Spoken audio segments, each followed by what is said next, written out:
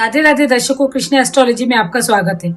आज हम महाकुंभ के विषय में चर्चा करेंगे कि महाकुंभ कब और कहां पर लगता है। इसके बारे में शास्त्रों और पुराणों में क्या जानकारी दी गई है और जो कोई भी व्यक्ति यदि महाकुंभ में स्नान नहीं कर सकता वह घर बैठे कैसे इसका पुण्य प्राप्त कर सके।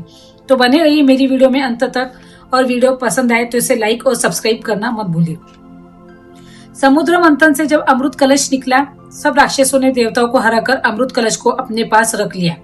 देवताओं को डर था कि राक्षसों ने अमृत पी लिया तो वह अमर हो जाएंगे। इसके बाद उन्होंने भगवान विष्णु से मदद मांगी और भगवान विष्णु ने राक्षसों को विचलित करने के लिए मोहिनी अवतार धारण कर लिया।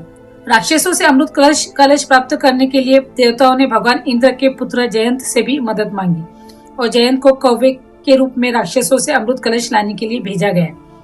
इस अमृत कलश की रक्षा करने के लिए इनमें 4 और देवता मौजूद थे, जो इस प्रकार है।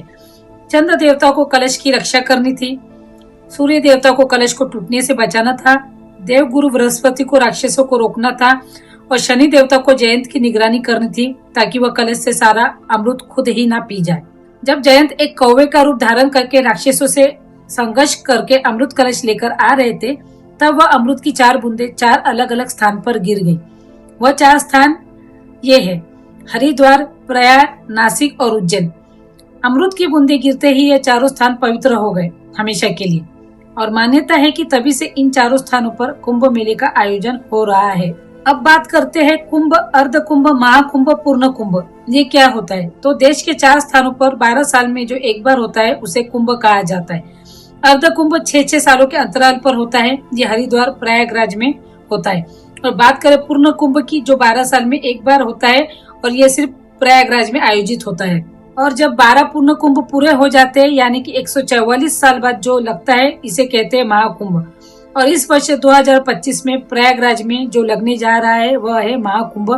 कहते हैं कि कुंभ में आप जो स्नान करें, तीर्थराज में जाकर जो स्नान करे, गंगा मैया, जमुना मैया, सरस्वती मैया के पवित्र जल में जब डुबकी लगाए तो आपको मोक्ष की प्राप्ति हो जाएगी। अगर आप एक बार महाकुंभ में जाकर स्नान कर लेते हैं तो आपके समस्त जाने अनजाने में किए गए पाप धुल जाते हैं। और बताया यह भी जाता है कि 1000 अश्वमेध यज्ञ और 100 वाजपेयी यज्ञ और 1 लाख बार पृथ्वी की परिक्रमा लगाने से जितना भी पुण्य मिलता है उतना ही पुण्य आपको महाकुंभ में एक बार स्नान करने से मिलेगा। यह इतना रेयर होता है कि यह आप अपनी जिंदगी में सिर्फ एक बार अटेंड कर सकते हो, यदि वह आपके नसीब में हुआ तो। कुंभ मेले का वेन्यू डिसाइड होता है सन, मून और जुपिटर की पोजीशन देखकर। हजारों सालों से चला आ रहा है यह, जिसे वर्ल्ड्स लार्जेस्ट रिलीजियस गैदरिंग कहते हैं। कुंभ में सबसे पहले देवी देवता लोग 2-3 बजे के दरमियान स्नान करते हैं।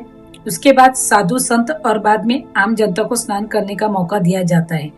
कहते हैं कि कुंभ में स्नान करने से इस जन्म के तो क्या, पिछले जन्म के भी सारे पाप और ग्रह दोष मिट जाते हैं। कुंभ स्नान से हमारी कुंडली में जो काल सर्प दोष है, पित्त दोष है, शनि राहु का शापित दोष है, शनि चंद्र का विष दोष है और सभी ग्रहों का निवारण होता है, सभी ग्रहों की शांति हो जाती है। दर्शकों, हर एक व्यक्ति को कुंभ अटेंड करना पॉसिबल नहीं है। जो भी व्यक्ति अगर कुंभ अटेंड नहीं कर पा रहे हैं तो मैं उन्हें एक मंत्र देती हूँ। आप वह मंत्र 5 बार एक लोटे में जल भर लीजिए और उस लोटे में अगर आपके पास गंगा जल है तो उसकी कुछ बूंदे डाल दीजिए, अदरवाइज कोई पवित्र नदी का जल है तो वह जल भी आप उस लोटे में डाल दे और जो मैं मंत्र देने जा रही हूँ उसे 5 बार पढ़कर अपने स्नान के जल में मिक्स कर दीजिए और फिर इस जल से आप स्नान करिए तो आपको भी महाकुंभ का पुण्य प्राप्त हो जाएगा। तो मंत्र कुछ इस प्रकार है: गंगे च यमुने चैव गोदावरी सरस्वती नर्मदे सिंधु कावेरी जलेस्मिन सन्निधिम कुरु। यह मंत्र आपको 5 बार बोलना है और इससे स्नान कर लेना है, तो आपको महाकुंभ का लाभ मिलेगा। तो दर्शकों, यह था मेरा वीडियो महाकुंभ से रिलेटेड। मिलते हैं मेरी अगली वीडियो में, तब तक के लिए जय श्री कृष्ण।